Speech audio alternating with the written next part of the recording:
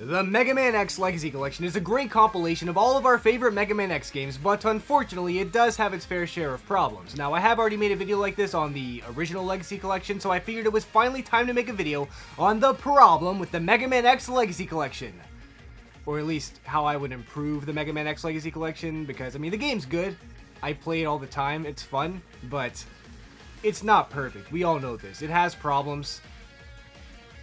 You agree. The Mega Man X Legacy Collection released on July 24th of 2018, and it included Mega Man X, X2, X3, and X4 for only $20. The Mega Man X Legacy Collection 2 released on July 24th of 2018 as well, but this one includes X5, X6, X7, and X8, also for only $20. These both released on the exact same day, unlike the original Legacy Collection, which I am not at all a fan of, but before we get into that, I want to talk about what I actually like about this collection. I'm also going to be referring to this as one game for this portion of the video, unlike my last video on the Legacy Collection, not only because they both released at the exact same time, but also because other than the games that they contain, they're almost exactly the same in every single way. First of all, we need to find out how well these games actually play, and luckily for us, they play great. They run just like they did on their original hardware, which means there is the same amount of slowdown, but in my opinion, that's actually a good thing because it means you could theoretically speedrun these games without having to make a new category. In the classic Legacy Collection, there was an option to increase the CPU speed, which weirdly is not in this one, but I personally did not use that anyway, so I don't really mind. These games also play in super high quality, unlike the original X Collection's blurry 240p display that doesn't even work on most TVs, but I'll probably make a video in the future directly comparing the original X Collection with the Legacy Collection if you guys want to see that, but I'll only do it if I get 500 likes. That's right, 500 likes, and I'll compare the original X Collection to the X Legacy Collection. But anyway, for now in this video, I'm going to try to avoid the comparison and just look at this collection for what it is. But like I said, as far as the gameplay goes, the Legacy Collection is great. There doesn't seem to be any noticeable input lag or any issues with the emulation at all. I will say sometimes it does feel like it eats my inputs more than it would on the original hardware, but to be fair, I am using a Bluetooth Xbox One controller on my PC, so there is a very high chance it's just because of that. With the gameplay being as crisp as it is, this is definitely the definitive way to play most of these games, and the easiest way to play Mega Man X7 and X8 unless you have a PlayStation 2. On top of that, you're also able to choose between the Japanese and the American versions of each of the games, which is of course super cool, and there are also a ton of filters for you to play around with if you're into that kind of thing, as well as borders and backgrounds and stuff like that, just like the original Legacy Collection had. Personally, I'm not into these, but I am happy they were included. Plus, unlike the original Legacy Collection, there is a new Rookie Hunter mode, which basically just makes the game easier. In my opinion, it goes a little bit too far to the point where I would consider this to be baby mode, but it's still a great addition for people who are new to the Mega Man series. Not to mention, it's way less egregious than the literal rewind function of the original Legacy Collection. I mean, what was up with that? It's a cool feature, but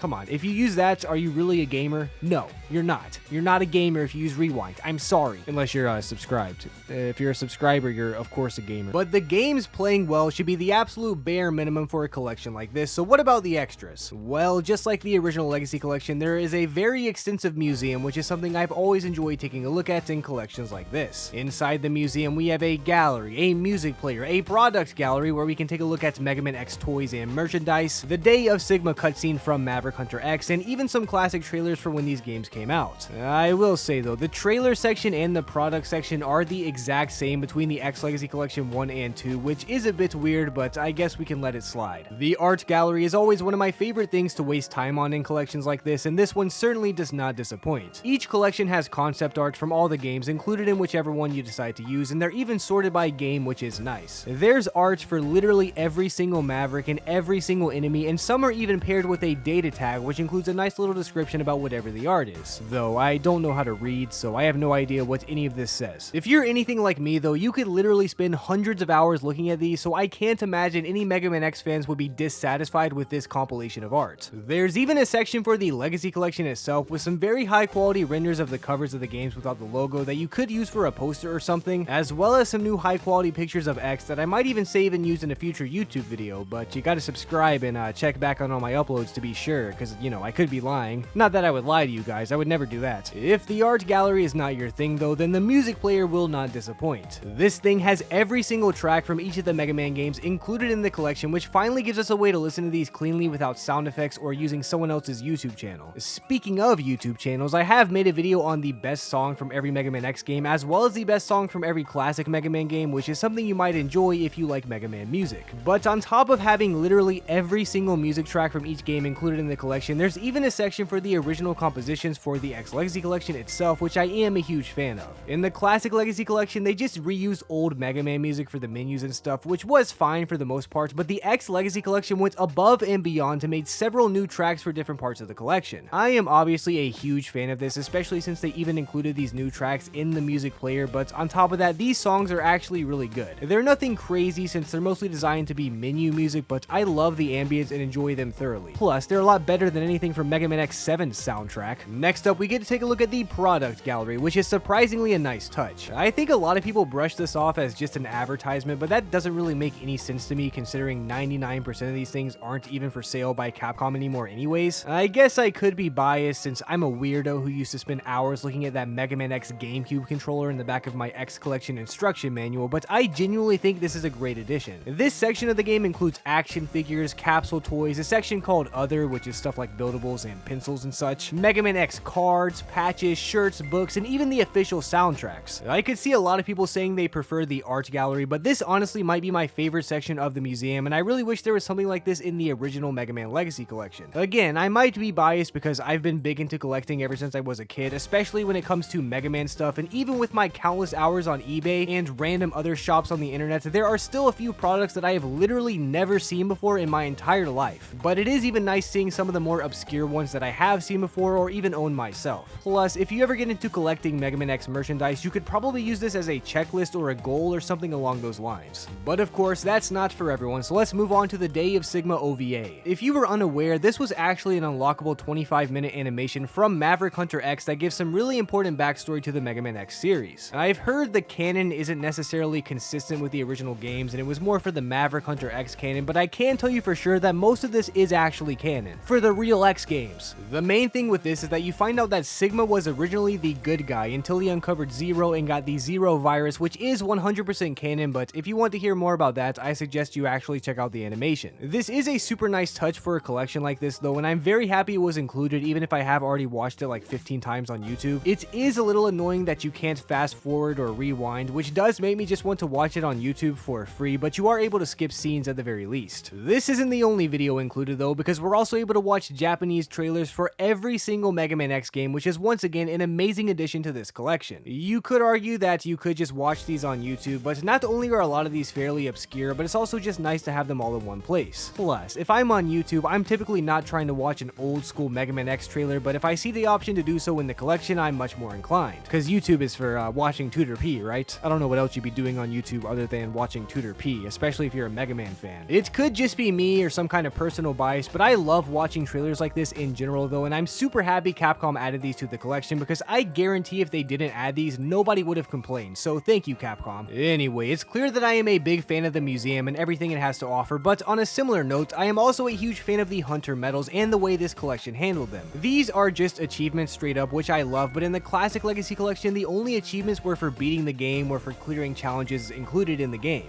These achievements, however, not only include beating the individual games, of course, but they also include actual fun challenges to try to incorporate into your playthroughs. For example, just in Mega Man X2, there's an achievement for watching Morph Moth's metamorphosis without interacting, which is something I never in a million years would have tried without the achievements. I didn't even know that was possible. There's another one for clearing Magna Centipede stage without getting caught, which is much harder than you might imagine, and there's even one for using the Silk Shot to pick up an item, which is obviously really easy, but it's also rewarding and lets players know that you're able to do that in the first place. Achievements are not for everyone, obviously, but as someone who is into them, I think this is a major improvement over what we had in the original Legacy Collection. Plus, this menu where you get to look through them is very nice, and it reminds me of Kirby Air Ride, and since it wasn't in the original Legacy Collection, this is a huge X Legacy Collection W. But enough of looking at all the cosmetics and extras, it's time to take a look at what we've all been waiting for, which is the X Challenge. This is a brand new game mode exclusive to the X Legacy Collection where you have to battle two Mavericks at the same time. There are several stages that you have to progressively unlock, and before starting each stage, you're able to choose which weapons you want to go in with. You are presented with a pre-selected group of weapons before starting the stage, which I do find a bit weird since, like, you're obviously just going to pick their weaknesses, so I don't know why they didn't just give you the option to choose any weapon you want, but whatever. The game mode is a pretty good challenge though, so you really need to practice playing the actual games before getting into this, or at the very least, you need to be subscribed subscribe to my channel, since we all know Tooterp subscribers are the most epic gamers in the history of humankind. Despite the challenge though, it is certainly enjoyable and by far the best addition to this collection. But with all that being said, it's time to look into the actual problems with the X Legacy Collection. Just to be clear, I obviously enjoy the game as a whole, as I just spent the past several minutes doing nothing but praising it, and I also have tons of hours in both collections and use them anytime I want to play one of the Mega Man X games. But there is honestly still a ton of problems I have with this collection that really bother me, so without further ado, let's actually start to get into things. First of all, the game is separated into two different games, which I think is stupid. This is obviously the big elephant in the room and probably my second or third biggest problem with this collection as a whole. I talked about this problem with the Classic Legacy Collection as well, but at least that's had multiple excuses and a story behind it that seemed to explain everything. The X Legacy Collection, on the other hand, is literally just Capcom being cheap as far as I'm aware, since for the Switch version of the game, it was a lot cheaper for them to produce a smaller cartridge with half the collection than a bigger cartridge that had both. I'm obviously not an economic expert, but personally, I would have rather paid $60 for a complete X collection in one game than $40 for it to be separated. And if they made that decision instead of what they did, I assume the extra $20 per sale would make up for the production cost, but again, I'm not an economist, so I don't know for sure. Now, practically, it doesn't affect me too much since I am on Steam, but I promise I would have bought the physical copy of this on the Xbox, the Switch, and the PlayStation even though I don't have one if it was just one game. Sure, maybe it's my OCD or maybe I'm being nitpicky, but I legitimately hate this, and when this game was first announced, this was a huge disappointment to me. Especially since Capcom could have 100% made this one big collection if they wanted to, but whatever. I'm not going to get into this specific issue too much because if I did, this would be an hour-long rant, and I'm sure none of you want to hear it. You're probably already mad, so let's just continue. Anyway, let's move on to some of my more nitpicky complaints before I get into the meat and potatoes. First of all, when you open the game, it's going to be way too loud, so naturally you want to go into the audio settings, but guess what? There is literally no audio options in the entire game. Normally, in most video games, there is a small menu with things like master volume, voice volume, music, sound effects, etc., so you can properly balance the sound. But in this game, if it's too loud, the only thing you can do is physically turn down your TV or go into your audio settings on your PC. This obviously isn't that big of a deal, but like, it is really annoying, and I don't understand why there's not audio settings. Like,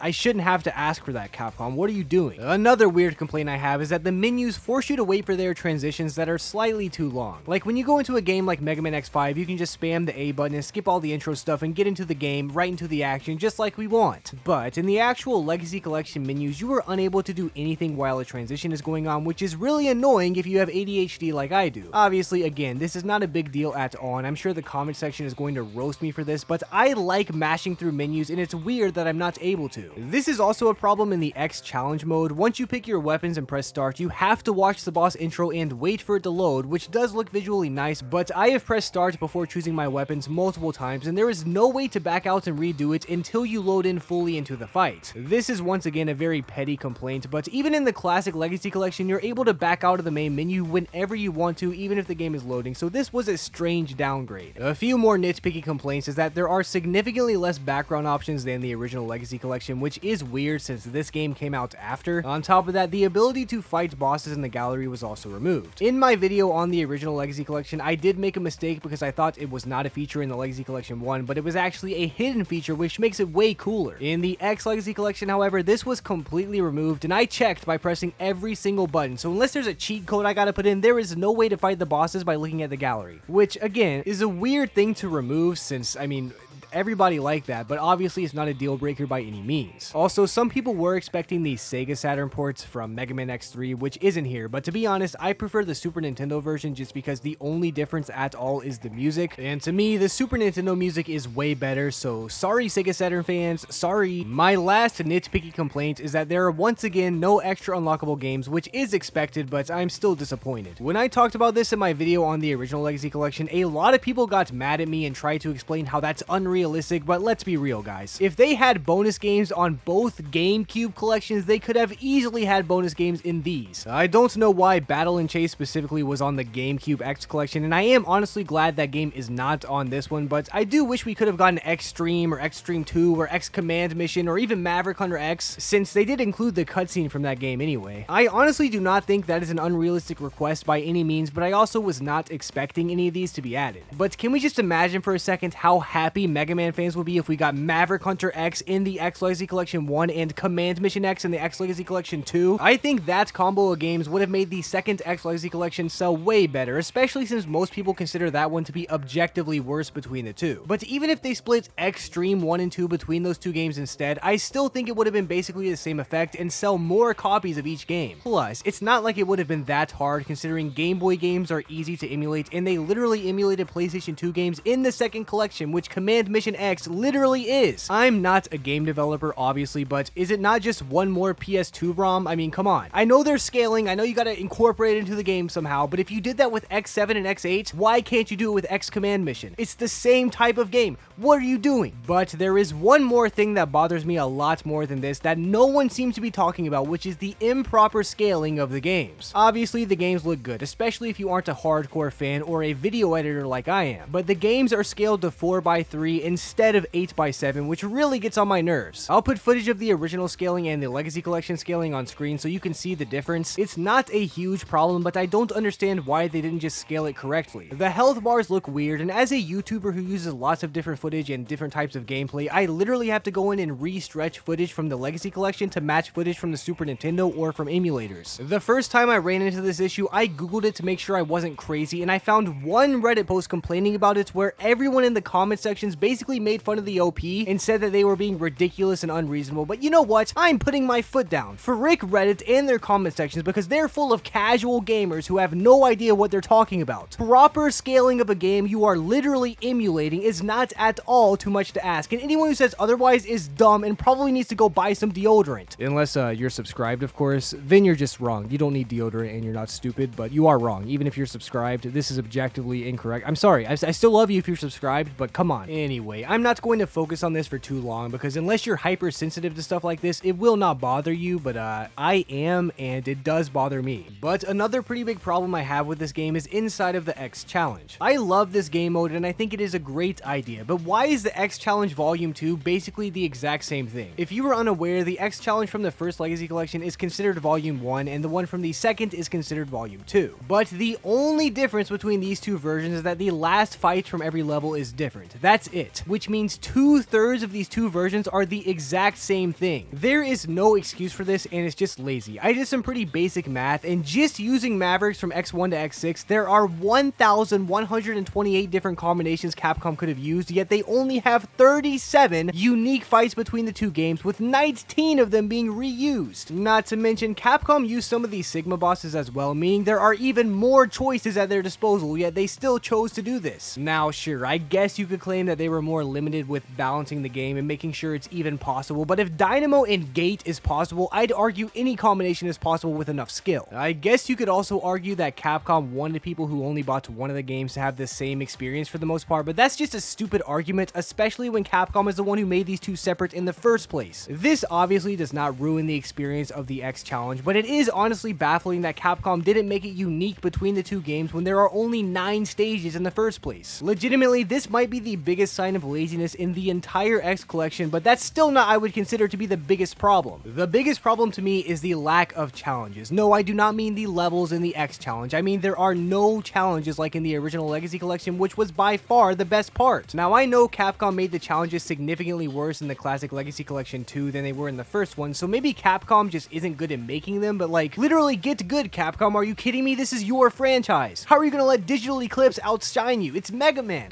Capcom made Mega Man. What are you doing? The main reason I was excited to play this collection when it was first announced was because I wanted to play the Mega Man X challenges the same way I played challenges in the classic games. Don't get me wrong, the X challenge thing they added is still cool, but it is nowhere near cool enough to replace the OG challenges. The replay value alone on challenges is much higher for a myriad of reasons, but since I'm not a game developer, I'm not going to get into the details because I'd probably just botch the explanation. Just from a simple and practical standpoint though, the original Legacy Collection had over 50 unique challenges that had great combinations of challenging sections from each of the games. The X Legacy Collection has a few 2v1s that you're able to do, which is still fun, but it's all boss fights. The original challenges had boss fights as well as stage challenges, block puzzles, and combinations of all three in the same level, which is infinitely more speedrunnable than a boss fight that relies heavily on RNG. Plus, the boss battles are a lot more frustrating to deal with for many reasons, but the most objective reason is that if you get stuck on a level or part of a level on these boss fights, you have no choice but to keep trying it over and over or go back and play a stage you've already beat. Whereas in the original Legacy Collection, if you got stuck on one challenge, you could just go play another challenge to refresh yourself and continue to still complete new challenges without getting heated. I seriously prefer the original challenges to the X challenge mode, but I'm not going to outright say the X challenge is worse just because I guess that is subjective. But I will say I am appalled and disgusted that the challenges were not included on top of the X challenge, because if they were, this would have been a nearly perfect collection and I probably wouldn't have even made this video in the first place. Or even if I did make this video anyway, I would have titled it something else. I wouldn't have called it the problem with the X Legacy Collection, I would have just said it was a good game. Plus, it is a little annoying that X7 and X8 get no representation in the X challenge in any way. Obviously, it makes sense because those games are in 3D, but like, since there are only 37 unique fights anyway, they could have made some custom sprites for like 1 or 2 Mavericks just for the fan service, but I do at least understand why they did not do that. Also, one more complaint about the X challenge is that the health bars are once again scaled weirdly. What happened to the good old days where 1 sliver of health bar equals 1 HP? Why do we have these weird half bars that only move down every other time you do damage? Obviously, I understand 1 sliver now equals 2 HP, but that's stupid and I'm not sorry to say it. Anyway, enough ranting about the game. Let's end this video off by summarizing what Capcom could have done differently to make this collection perfect. First of all, they obviously should have made this one big game, and if the X challenge was still included, which I do think it should have been, they could have just added 9 unique levels from the X Legacy Collection 2 into 3 additional stages. On top of that, they obviously should have added some challenges for us to play, since that was the best part of the original collection, and it would have been nice to get some secret game unlockables too, like Maverick Hunter X or Command Mission X or even the extreme games. There should also obviously be audio options, which I shouldn't have even had to mention, and the menu transitions and boss intros should be skippable because even though they do look great, I don't want to watch them every single time. It really adds up once you have hundreds of hours in this game, trust me. At least if you have ADHD. I mean, I don't know. I don't know, guys. I don't know about you normal people out there. And for the love of Pete, scale the dang games correctly. Capcom, you are an absolute heathen for putting them in 4x3 instead of 8x7, and I will never for the life of me understand why you didn't do that. But that's basically all Capcom would have needed to do to make this collection literally perfect, meaning despite this giant video, they actually did get fairly close. I do enjoy this collection a lot. I don't want anyone to think that I do not, and I am honestly just happy they acknowledged the X series in the first place. X Dive doesn't count, by the way. I am never playing that game. It looks bad. I don't want to play it. It's stupid. Non-canon. I would give this collection overall a solid 8 out of 10, but if it had challenges, I would have given it a 9. The museum is amazing as always, and the achievements were a major improvement over the original games. On top of that, the menu design and the UI look super nice, and I am saying that as a professional Adobe certified graphic designer and Photoshop expert, thank you very much. The original compositions Capcom made for the menus are also an amazing touch, and I'm surprised they went that far and put that much effort when they couldn't even add audio options. Again, I love this collection and I play it all the time, but it is hard not to notice a lot of these flaws if you're a hardcore fan like I am. But if you are watching this video trying to decide if it's worth the purchase, I'd say it 100% is, even if you've never played a Mega Man X game before, because this is the most convenient way to play and try out all of these games. Plus, this collection allowed me to play Mega Man X7 for the first time in my entire life, which is,